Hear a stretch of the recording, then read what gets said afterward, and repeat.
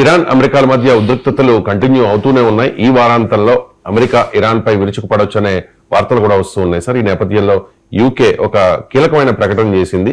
Iran మీద America దాడి చేసే క్రమంలో తమ ఎయిర్ బేసెస్ ను వాడుకునే అవకాశం ఇవ్వము అని చెప్పేసి బ్రిటన్ ప్రకటించిన పరిస్థితి. ఏంటి సార్ బ్రిటన్ ఈ స్టాండ్ తీసుకోవడానికి గల కారణం ఏంటి?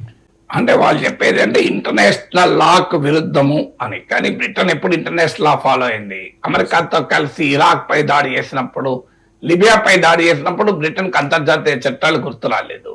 వెనుజులా పైన దాడి చేసి నికోలస్ మదురోను అరెస్ట్ చేసినప్పుడు బ్రిటన్ కానీ యూరోపియన్ కంట్రీస్ కానీ ఇంటర్నేషనల్ లా గుర్తు రాలేదు. గ్రీన్లాండ్ అప్పుడు ఇంటర్నేషనల్ లా గుర్తొచ్చింది వాళ్ళకు. అదొక హిపోక్రసీ. ఇరాన్ అప్పుడు ఇంటర్నేషనల్ లా గుర్తొస్తుంది. ఎందుకు? ఇరాన్ పై అమెరికా దాడి చేస్తే తమ దేశానికి కూడా ఇబ్బందులు వస్తాయని. సో అందువల్ల ఇది ప్రిన్సిపల్ స్టాండ్ కాదు, వారి అవసరాలను బట్టి వారు తీసుకునే స్టాండ్. బట్ ఏదైనా తీసుకున్న స్టాండ్ ఏంటంటే ప్రియంప్టివ్ అటాక్ ఆన్ ఇరాన్ ఇది వైలేషన్ ఆఫ్ ఇంటర్నేషనల్ లా అని తీసుకున్నారు. అంటే బ్రిటిష్ ఎయిర్ బేసెస్ ను ఎలో చేయము, మీకు అరబ్ బేసెస్ ఎలో చేయము ఇరాన్ పై దాడికి. ఇది ఆల్రెడీ బ్రిటన్ వివాదాలు జరుగుతున్నాయి. చాగోస్ ఐలాండ్ డీల్ ఏంటని చాలా వివరంగా మాట్లాడాను, చూడొచ్చు, మీరు యూట్యూబ్ లో ఉంటుంది. సో ఏంటి బ్రీఫ్ గా అంటే ఇది ఒక 60 island, 60 island Chagos islands.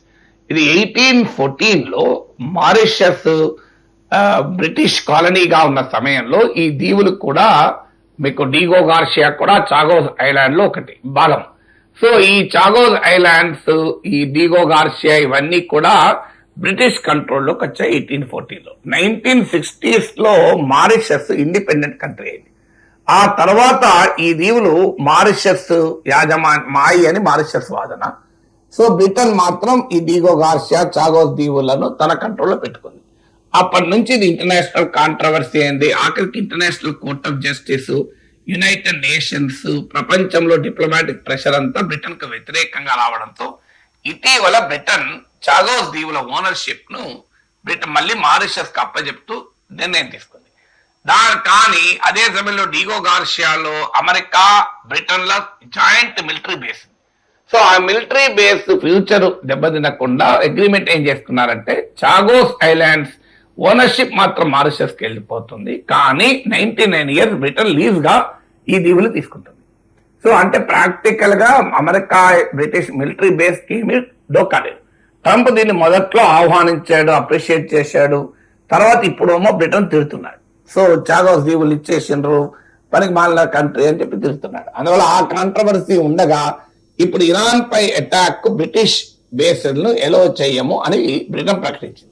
So అంటే ఇరాన్ పై అమెరికా దాడి మీకు వెనుజులా పై దాడి అంత సులభం కాదు అన్నదానికి ఇవన్నీ ఉదాహరణలు. ఆల్రెడీ అమెరికన్ అలైస్ అయిన యుఏఈ, సౌదీ అరేబియా, ఖతార్లు ప్రకటించా ఇప్పటికే మా ఎయిర్ బేస్, మా గగనతలాన్ని ఇరాన్ పై దాడికి ఉపయోగించుకోనివ్వము అని. ఇవన్నీ అమెరికా మిత్ర దేశాలు కూడా.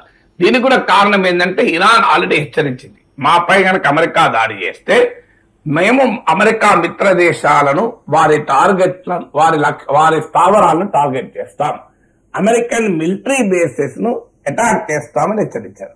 సో దాని వల్ల కూడా ఈ బ్రిటన్ కానీ, సౌదీ అరేబియా కానీ, యుఏఈ కానీ వెనుకాడుతున్నాయి. అంటే అమెరికా కనుక ఇరాన్ పై అటాక్ చేస్తే ఇరాన్ ఏం చేస్తుంది, ఈ మిలిటరీ బేసెస్ పైన అటాక్ చేస్తుంది. గతంలో మీకు 12 day వార్ సమయంలో అమెరికా ఇరాన్ పైన అటాక్ చేస్తే ఇరాన్ ఖతార్ లోని యుఎస్ బేస్ పైన సింబాలిక్ అటాక్ చేస్తుంది. సో అందువల్ల ఇరాన్ రిటాలియేషన్ ఉంటుంది మిత్ర దేశాల పైన, అమెరికా స్థావరాల పైన అన్న భయంతో, అనుమానంతో ఇరాన్ పైన దాడిలో కలిసి రావటానికి బ్రిటన్ సిద్ధంగా లేదు. రెండవది ఏంటి అంటే ఇది రీజనల్ వార్ గా కూడా దారి తీసే ప్రమాదం ఉంటుంది. అంటే కేవలం అది అమెరికా ఇరాన్లు, ఇజ్రాయెల్ ఇరాన్ల మధ్యనే ఉండదు. ఇరాన్ పైన దాడి జరిగితే ఈ మొత్తం ప్రాంతమే యుద్ధంలోకి డ్రాక్ అయ్యే ప్రమాదం ఉంటుంది. మూడవది ఈ వార్ ఎన్ని రోజులు జరుగుతుందో ఎవరు చెప్పలేము. మీకు వెనుజులా అంత లాగనో లేకుంటే గాజా లాగనో కాదు. ఇరాన్ ఇది మచ్ స్ట్రాంగర్ మిలిటరీ పవర్ కనుక ఇది ఎన్ని రోజులు జరుగుతుంది అనేది ఎవరమో చెప్పలేము. సో చైనా, రష్యా ఏ మేరకు ఇన్వాల్వ్ అవుతాయి కూడా చెప్పలేము. అందువల్ల ఇది లార్జర్ రీజనల్ వారే కాకుండా ఎక్కువ రోజులు డ్రాగ్ అయ్యే ప్రమాదం కూడా ఉండడం పట్ల కూడా అమెరికన్ మిత్ర దేశాలు ఆందోళన ఉంది. అది బ్రిటనే కావచ్చు, సౌదీ అరేబియా, యుఏఈ కావచ్చు. నాలుగవది దీని ఇంప్లికేషన్స్ ఇతర దేశాల ప్రభుత్వాలపైన ఎలా ఉంటుంది.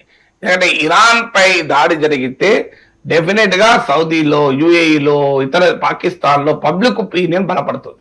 మీకు ఆల్రెడీ గాజా పైన ఇజ్రాయెల్ దాడికి వ్యతిరేకంగా పాకిస్తాన్ ప్రభుత్వ వైఖరిని కూడా ప్రశ్నిస్తూ భారీ ప్రదర్శనలు జరిగాయి. సో అందువల్ల ఈవెన్ మనకు కశ్మీర్ లో కూడా ఇరాన్ కు మద్దతుగా ప్రదర్శనలు జరిగాయి. అందువల్ల గ్లోబల్ ముస్లిం వరల్డ్ మొత్తం తిరగబడే ప్రమాదం ఉంటుంది. అది ఈ వెస్టర్న్ కంట్రీస్ కు, అలాగే వారికి అనుకూలమైన ఈ అరబ్ దేశాధినేతలకు ఛాలెంజ్ గా మారే ప్రమాదం ఉంటుంది. ఐదవది ఏంటంటే గ్లోబల్ ఆయిల్ ప్రైసెస్ ను తలకిందులు చేయొచ్చు. ఎందుకంటే already Iran straight of Hormuz పైన మిలిటరీ ఎక్సర్సైజ్ జరిపింది. ఇండికేషన్ ఇచ్చిన ప్రపంచానికి మేము ఈ హర్మూజ్ జలసంధిని బ్లాక్ చేస్తామని. నేను ఇంతకుముందు చాలాసార్లు చెప్పాను, గ్లోబల్ ఆయిల్ సప్లైస్ లో 20% ఈ హర్మూజ్ ద్వారా వెళ్తుంది. అందువల్ల అది కూడా ఏషియన్ కాంటినెంట్ కు సప్లైస్.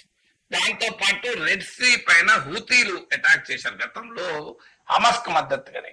ఇరాన్ కు డైరెక్ట్ ప్రాక్సీ హూతీస్ కనుక ఇప్పటికీ యమన్ లో, నార్త్ యమన్ లో హూతీలే బలంగా ఉన్నారు.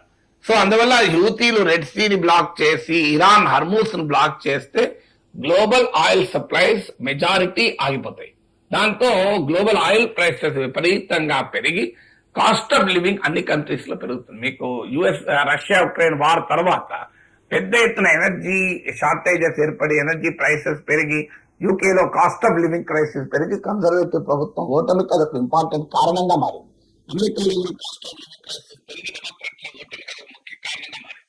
సో ఈ 5 కారణాల రీత్యా ఇరాన్ పై అమెరికా ఏకపక్ష దాడి, యూనిలేటరల్ అటాక్ పట్ల అమెరికన్ అలైస్, సౌదీ అరేబియా కావచ్చు, యుఏఈ కావచ్చు, బ్రిటన్ కావచ్చు, అమెరికన్ మిత్ర దేశాలు కూడా ఆందోళనగా ఉన్నాయి, కలిసి రావడానికి వెనుకాడుతున్నాయి.